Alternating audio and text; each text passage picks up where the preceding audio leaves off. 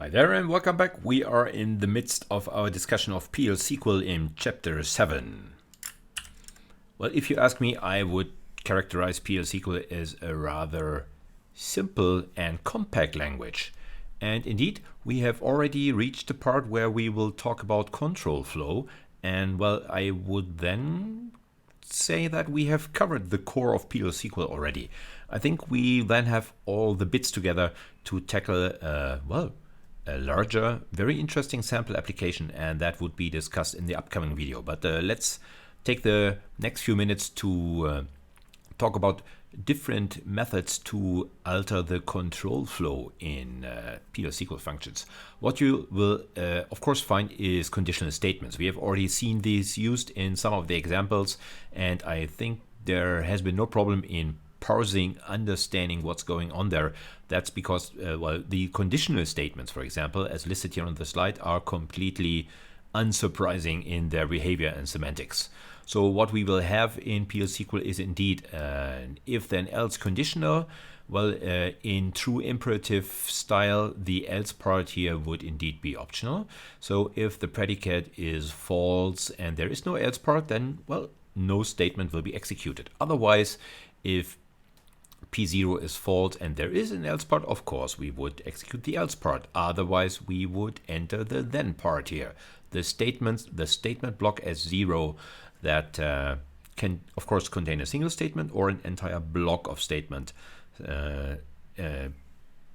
bracketed between begin and end keywords. Okay, there's also the possibility to have multiple branches of this conditional using the else-if syntax here. This is entirely optional, but they can be there, and there can be arbitrary many of these. All right, so I think there is nothing else to say here. We have a different form of conditional in PL/SQL, and that's the case when expression. All right, so you have seen case when as a conditional in SQL already, but in SQL, in pure SQL, case when is actually computing an expression value. Okay, well, here we are in a statement-based imperative programming context. So this is indeed altering the control flow of our imperative PL/SQL UDF. What we would do is we would inspect the value of E, so evaluate E and inspect its value, and then match the value against the guards of multiple such when branches. Okay, so if the value of E matches the guard or the value of this particular guard here, then we would enter the according branch, which would be just one statement or a block of statement. Actually, one such branch can be guarded by many such guard values here. So if our expression E matches any of these guard values, we would enter the particular branch here. Okay, branches are tested from top to bottom. As you can see, there can be many of these, at least one, but there can be many of these. The first branch that will find a match is indeed the branch that will be executed, which is stated below here at this bullet point. If none of these branches hit, then we will enter the option and else part if it's there. So that would be the fallback that is entered when none of the matches or no match could be found. If that else part is missing and no match could be found, then there is indeed an exception being raised. If exception is not being called by the PL/SQL UDF, we will talk about that, well, then this will yield a runtime error and execution is halted. All right, so I think no surprises there. This is just top-down testing of branches and the execution of the statements inside the branch. All right. So that would be the conditionals. Of course, there's also iterated evaluation of statement blocks. And all of these use this particular loop end loop syntax. All right, so between loop and end loop, you would find an iterated statement block. This is the iterated statement block here, and it could indeed be an entire block of statements sandwiched between the loop and the end loop keywords. How do we control such loops? Well, there's different options for these. We can indeed have an endless loop, An endless loop that has no particular loop control to it. It would be an endless loop that would be iterated forever unless we exit from such a loop with an explicit exit statement. And that exit statement is discussed on the next slide. All right, while loops behave just like you would expect it, this is a head-controlled loop where P is checked before we enter the loop the first time, and then recheck P every other time we would like to enter the loop again. So only if P is still true, we will reiterate the evaluation of the statements inside the loop here. In the third form, we would iterate over this sequence of integer values.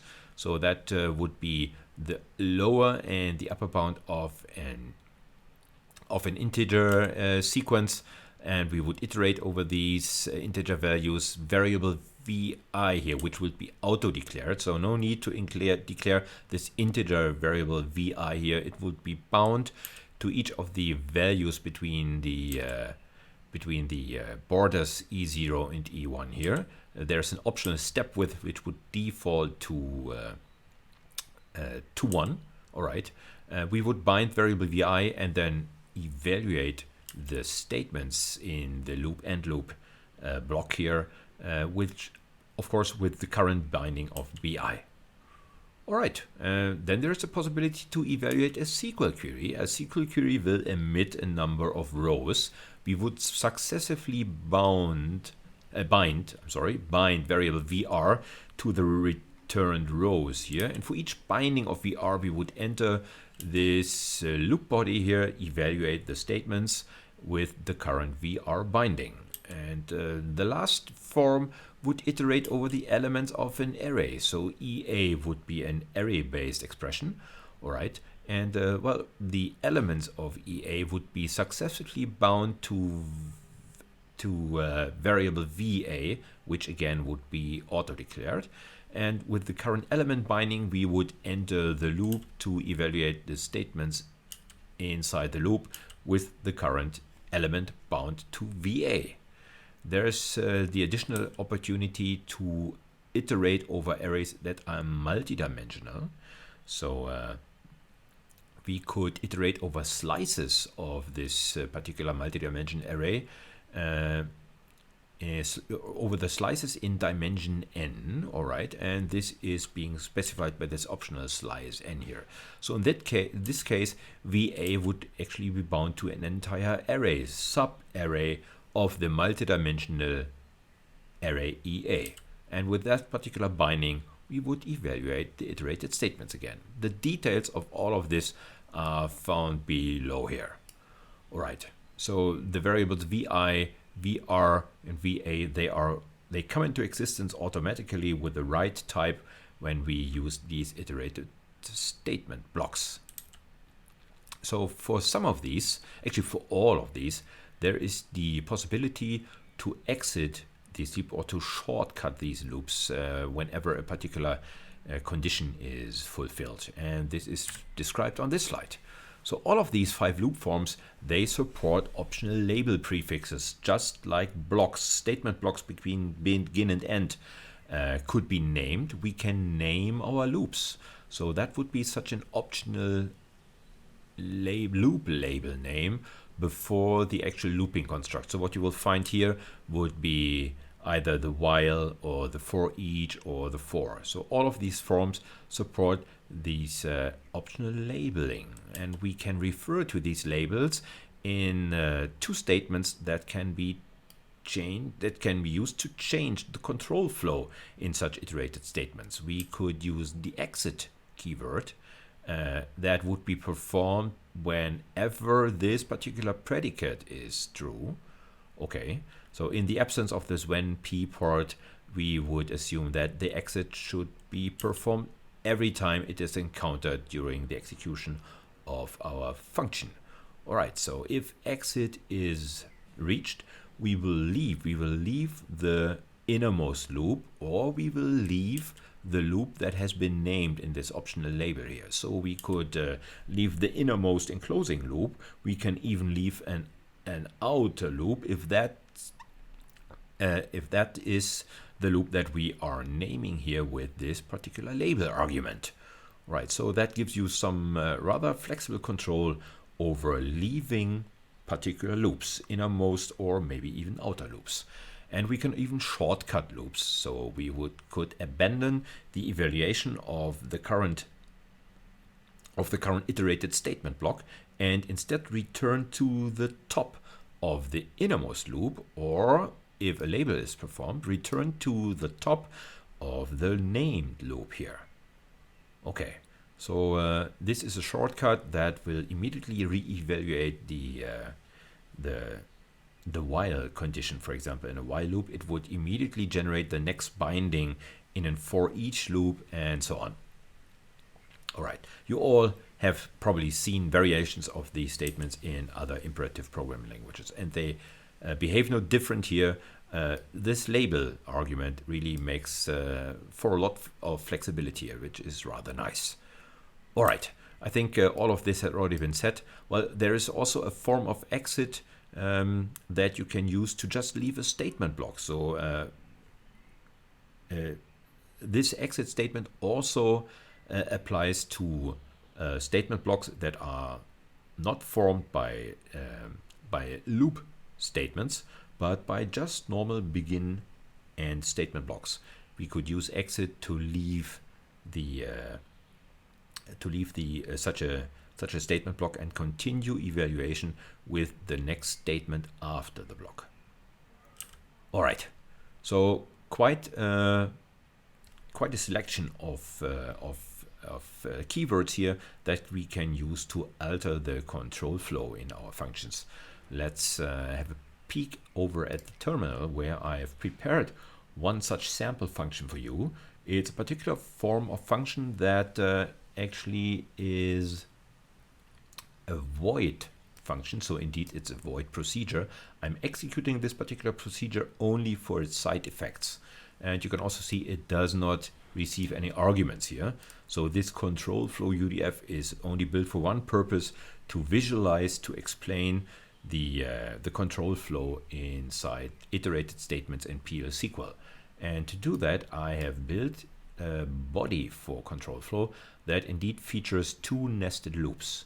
All right, so you can see here is the for each loop. So I'm using the for each construct that iterates over the elements of an array in the outer loop, and I use a different for each construct in the nested inner loop here. So the inner loop is nested into the outer loop. In the outer loop, I will iterate over three different bindings for the O variable. In the inner loop, I will iterate over three bindings for the I variable, which will be auto-declared to be of type integer. O will be of type text. All right, so what's happening inside this loop? Only side effects. So what you will see here are print statements that are meant to visualize the loop nesting that we see here, and to also visualize the current binding for variables O and I. Right, so let's ignore this code that has been commented out anyway. If we perform these two nested loops and check what the output will be, then we will see a visualization of this nested control flow. Let's define the function, or rather procedure, because it has no return value. It only has side effects, and let's invoke the side effects. All right, so no usable value comes back from control flow. Right, and what do we have here as output? Oh yeah, so this is the output that's being generated. Indeed, we can see that there is the outer loop is being performed. Okay, for the binding of O equals A. So the first binding for O has been performed. For this O binding, we will perform the three inner loops of bindings for variable I, 1, 2, 3. All right, that would complete one iteration of the outer loop before we enter the next iteration of the outer loop for the next binding of O, and so on. So this is what you see here. Okay, perfect. So let's now try to use these continue and exit constructs to alter the control flow in the inner loop. All right. So let's first use the continue outer. All right. So we are in the inner loop, but what will continue outer do? It will return control to the top of the outermost loop, not of the innermost enclosing loop. It will return control to the outermost enclosing loop, but only if the current pair of bindings is b, 2. All right. So let's see what happens. Let's recompile that function. No. All right. And then execute it again. All right. Yes. All right. So, well, the outermost loop has performed, and the innermost loop has performed as usual. If the bindings for or and I are not b, 2. So in the first iteration of the outer loop, we will never hit this particular condition, but in the second iteration of the outer loop, when o is indeed bound to b, well, in this particular case, when I is 2, b, 2 is indeed the bindings for o, I, then we will continue the iteration at the top of the outermost loop. And this is what you see. Well, we immediately stop our work here in the innermost loop and return to the outermost loop to continue with the next binding for O, which is C. And then everything continues as usual. All right. So that would be a continue outer. Here is an exit outer. An exit outer which will immediately leave the outer loop. Well, if we leave the outer loop here, there's not much to be done. The next statement after the outer loop is indeed the end of the function. There is no return here because, well, we are a void function. There's nothing to return here. Okay, but so if we exit the outer loop, well, that means the end of our control flow function. Let's compile that variant and execute it. And this is indeed what we should find. Well, if we enter the outer loop the second time and we are in this iteration of the inner loop, then we will exit the outer loop, we will exit the entire function, and we are done. All right. Well, you can play with all of these combinations here. Let's see what happens if we exit the inner loop instead. Okay. So that will probably lead to a third iteration of the outer loop. All right, so a first iteration of the outer loop, everything is as before. The second iteration of the outer loop will be cut short here once we encounter the bindings O, I equals B, 2, but then we will return, then we will exit the inner loop only and will return with the next iteration of the outer. Okay, so I think all of this should behave just like expected. There is an additional visualization of the entire loop control here on this particular slide. As you can see, what does it mean to shortcut a loop? Well, to shortcut a loop means to return control to the very first loop statement, to the very first statement inside our iterated statement block. If this is indeed a while loop, not an endless loop as shown here on the slide, if this is indeed a while loop, the continue will lead us to the next reevaluation of our predicate, of our loop continuation predicate. And this is what's being set down here. If this would be a for each loop, well, then we would shortcut the loop to produce the next binding for the loop variable. All right, so that would be a continue outer. A continue inner would lead us to this statement. Indeed, in this case, we could just leave out the outer here. I'm sorry. In this case, we could just leave out the inner, and that would be the default. Continuing the inner loop is the default. And it's much the same with the exit of the inner. We would just exit the inner loop and continue iteration of the outer loop. All right. We could also exit the outer and would then transfer control to this particular statement if it's there. Right. I think all of this should be rather self-explanatory. Right. Okay, so now the last bit of control flow change that we can exert in PL/SQL would be the raising of exceptions. Okay, so inside the statement block, inside the PL/SQL statement block, while we execute the statements inside that block, we would be in this part of the block. Well, exceptional conditions could happen, a division by 0 maybe, or maybe a user-defined exception that we would like to trap, or maybe a case statement has been evaluated, but none of the branches could match. All of these would be exceptional conditions that would lead to runtime errors and thus the termination of our SQL UDF. Well, that might not be acceptable in many cases. So we've got the opportunity to catch such exceptions and react accordingly. Exceptions are named in PL/SQL. So there would be a case not found exception, and there would be division by zeros exceptions, and there would be row not found exception. All of these would be found, and we could be very specific which of these exceptions we would like to catch and handle. So as you can see, you have a when-then cascade of exception handlers here that would be invoked whenever the exception that has been issued and raised, whenever that exception and its name matches the exception names that we are listing here in front of the when-then branch. If there is a match, well, then that would be our exception handler. We would perform the statements inside statements block as I, and then would continue execution with statement as 1, the next statement after the block. All right. Of course, there may be exceptions that we don't know how to handle. Well, maybe there is no such matching when-then branch here, or there are exceptions that we would like to escalate.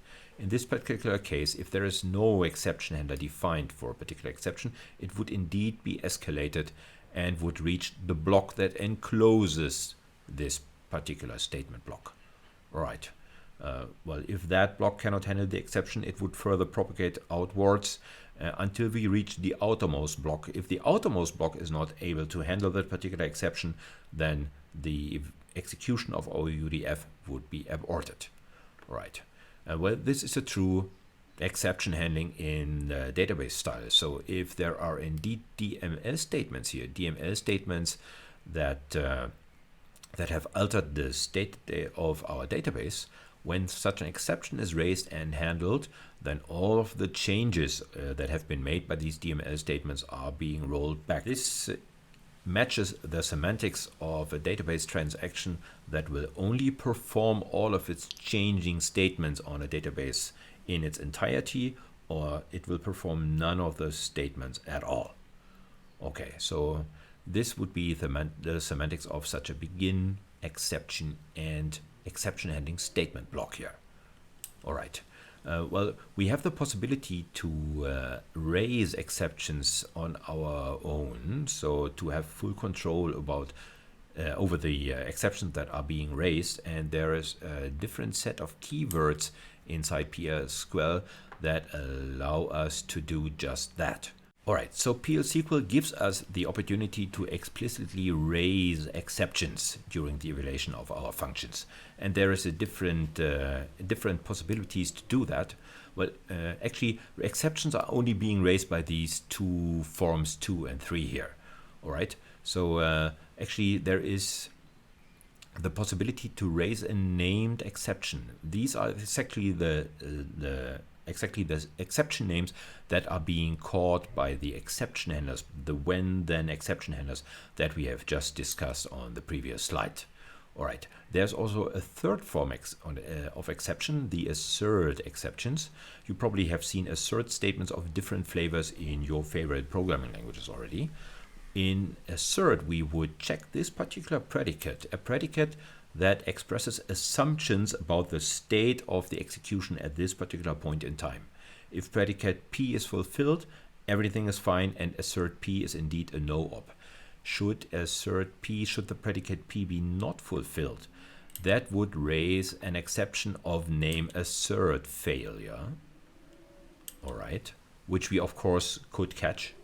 And it would also provide an additional optional message text that could describe what this assertion failure is all about. So these are very valuable in the development phase and debugging phase of our programs. Can also explicitly express assumptions that subsequent statements will make about the state of the database or a state of variables. If these are not met, these assumptions, well, then it might be better to end execution here in a controlled fashion, and assert can exactly do just that. And then there's the first form of raise, where not indeed a true exception is being raised, but well, we can use this to indicate exceptional conditions to the database system. Control flow will not be altered. Control would be passed to the subsequent statement after the raise, but we would have the opportunity to log information in different forms. You have seen the raise notice with a severity level of notice only that we could use to produce log output while the pSQL shell is running. Well, we could also use other severity levels, for example, log or warning or debug, to write logging information. This would be formatted logging information that can be written into the debug log, into the regular database log that is being maintained by PostgreSQL. All of this could be performed by these forms of raise and assert. Okay, so that would be rather fine control about control flow in the form of conditionals, in the form of loops in various forms for iterated statement execution, and for the controlled raising and catching of exceptions inside statement blocks. That's a rather full-featured support for control flow manipulation here, but I think that would also complete the core of PL/SQL already. I think we have a rather complete picture of the language. There are some subtle details here and there, but all of this is already sufficient to express some quite nice applications that we will have a closer look in the coming video, or maybe videos. Maybe that application is too big for one video. I don't know yet, but it will be an opportunity to tie together all the cool stuff that we have collected in the 7 chapters. Everything, or almost everything that we have touched upon, will make its appearance in this particular application, and I'm looking forward to discuss this with you. Until then, take care and bye bye.